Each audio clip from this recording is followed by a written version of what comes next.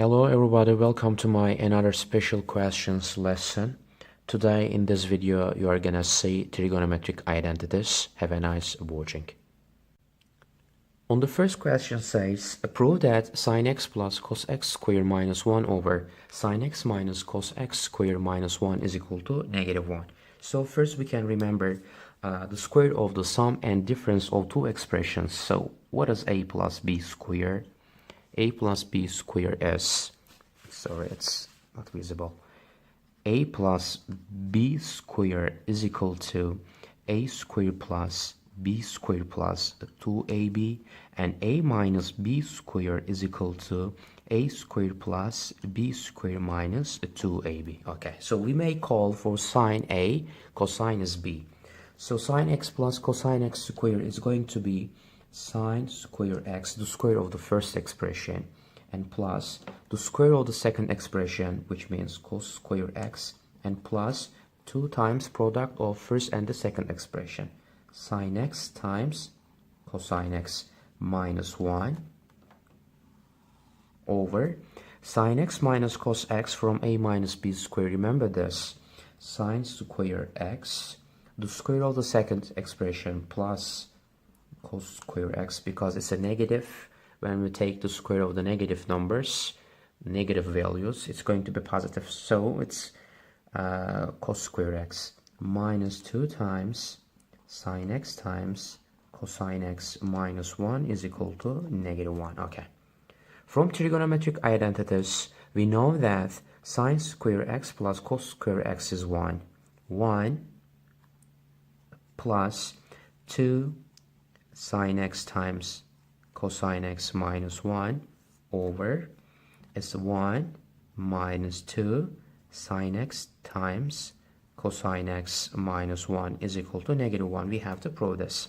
Plus 1 minus 1 cancels each other out, so we get 2 sine x times cosine x over -2 sine x times cosine x is equal to, they cancels each other out, so we have just for top 1, for below -1. 1 over -1 is -1. By the way, it's proved. And for the second special question, we have sine 2x is equal to 8 over 10. In this case, we will find the measure of tangent x, cotangent x, and cosine x. Okay. First, let me take a right triangle.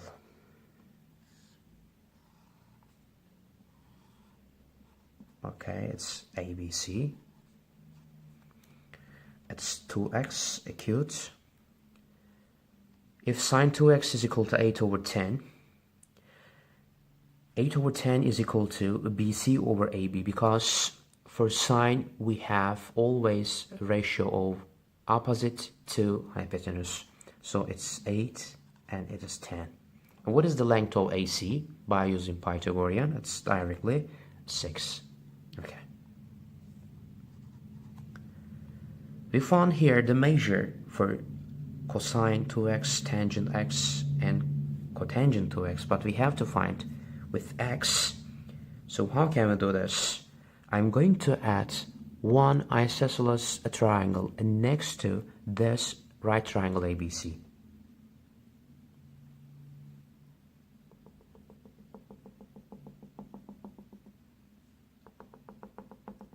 And let's say it is K. Okay. So if this triangle is isosceles, KA is equal to AB. From here, the length of KA is 10. So what is the measure of K and B? We know that the sum of two interior measures will give us one exterior. So the measure of angle K is equal to the measure of angle B, because KA is equal to AB. So it is X, it's also X. Okay. So 16, 8, and how can we find the length of KB? KB square is equal to KC square plus BC square is, KC is 16 square plus BC is 8 square, which is 256 plus 64. We get 300 320. 320 is kb squared. So what is kb? Root of 320, which happens to be 64 times 5, 8 root of 5. Okay, I found the length of kb. It is 8 root of 5.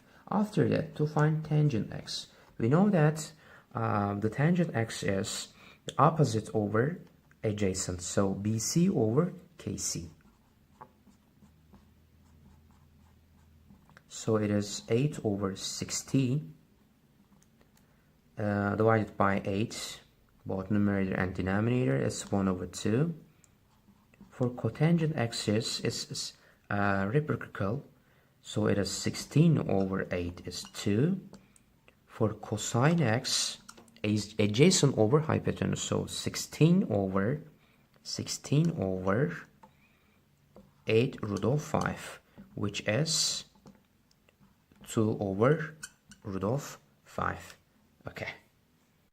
Okay, that's enough for today. If you are curious about the benefit of my videos, just keep watching. Have a nice day.